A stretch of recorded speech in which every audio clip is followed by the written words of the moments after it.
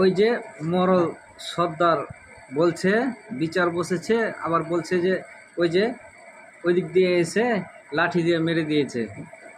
তো অথচ ওই লোকটা নিষ্পাপ, নির্দোষ, তার কোনো দোষ নাই, নির্দোষ, অথচ সে বলছে নাকি সে ওই দিক দিয়ে এসে তাকে লাঠি দিয়ে মেরে দিয়েছে। অথচ দেখেইনি যে তাকে মেরেছি কিনা, ও দেখেইনি। সেই জন্য আল্লাহ তাআলা বলেন, ওয়ালা তালবিসুল হাক্কা বিল বাতিলি ওয়া তাকতুমুল হাক্কা ওয়া আনতুম তা'লামুন। আল্লাহ তাআলা বলছেন, হে পৃথিবীর মানুষ, তোমরা সত্যকে গোপন করিও না, সত্যের সাথে মিথ্যার সাথে মিশ্রিত করো না, সত্যকে গোপন করে মিথ্যা সাক্ষ্য দিও না। এ কথা কে বলছেন? আল্লাহ তাআলা।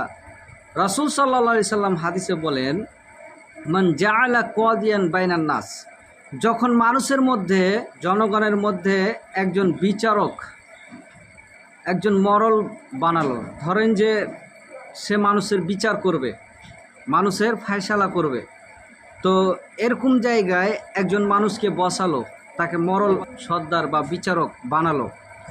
ফাকাদ যুবিহা বিগাইরি শাক্কিন, রাসূল সাল্লাল্লাহু আলাইহি সাল্লাম বলছেন তাকে ছুরিবিহীন জবেহ করা হলো। তার মানে এই হাদিসটা এই মরল সর্দার বিচারকদের জন্য এত কঠিন। তার মানে বোঝা গেল যে কোনো মানুষ যদি এই বিচারক, মরল হোক বা সর্দার হোক, এই বিচারক যখন বিচার করবে তো ওই সময় সত্যভাবে বিচার করতে হবে, ন্যায়ভাবে বিচার করতে হবে, ন্যায়ভাবে ফয়সালা করতে হবে।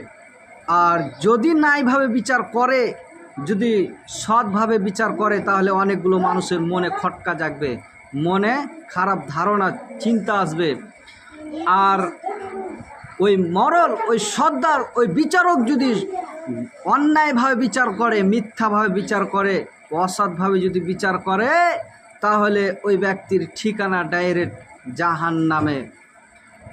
তো এখান থেকে বোঝা গেল যে বিচার খুব একটা সহজ নয়, বিচার করা খুব একটা সহজ নয়। যার কারণ হচ্ছে প্রায় মরল, প্রায় সর্দার এখনকার যুগে মিথ্যাভাবে সাক্ষ্য দেয়, মিথ্যাভাবে বিচার করে। আপনার কি হবে বলুন? আপনি যে যেমন ওই যে মানুষের হক যে আল্লাহ তাআলা দিয়ে রেখেছেন, যদি মানুষের হক নিয়ে ছিনিমিনি খেলেন, মানুষের প্রতি যদি ইলজাম লাগান, মানুষের যদি চুগলখড়ি করেন, তাহলে এই হচ্ছে বান্দার হক, এ হচ্ছে মানুষের সাথে জড়িত পাপ। সে যতক্ষণ পর্যন্ত ক্ষমা না করবে, যার প্রতি আপনি যে মিথ্যা সাক্ষ্য দিলেন যে ওই যে ওমন দিয়ে এসে সে লাঠি দিয়ে মেরে দিয়েছে, অথচ সে কিছুই করেনি, ও নিষ্পাপ, ও নির্দোষ, অথচ তার নামে একটা ইলজাম লাগিয়ে দিলেন, মিথ্যা অপবাদ দিলেন।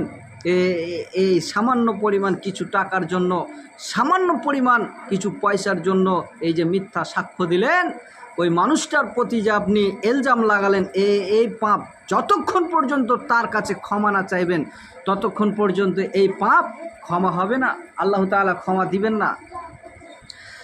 এখান থেকে বোঝা গেল যে বিচার সবচাইতে বড় কঠিন বিচার। সেই জন্যে অন্য একটা হাদিস আছে যে ন্যায়প্রাণ শাসক, যারা সঠিকভাবে বিচার করে, যারা ন্যায়ভাবে বিচার করে, যারা সত্যভাবে বিচার করে, রাসূল সাল্লাল্লাহু আলাইহি ওয়াসাল্লাম বলেন আল্লাহ তাআলা কিয়ামতের মাঠে তাদেরকে আরশে ছায়া দিবেন, যেদিন কোনো ছায়া থাকবে না। সুবহানাল্লাহ।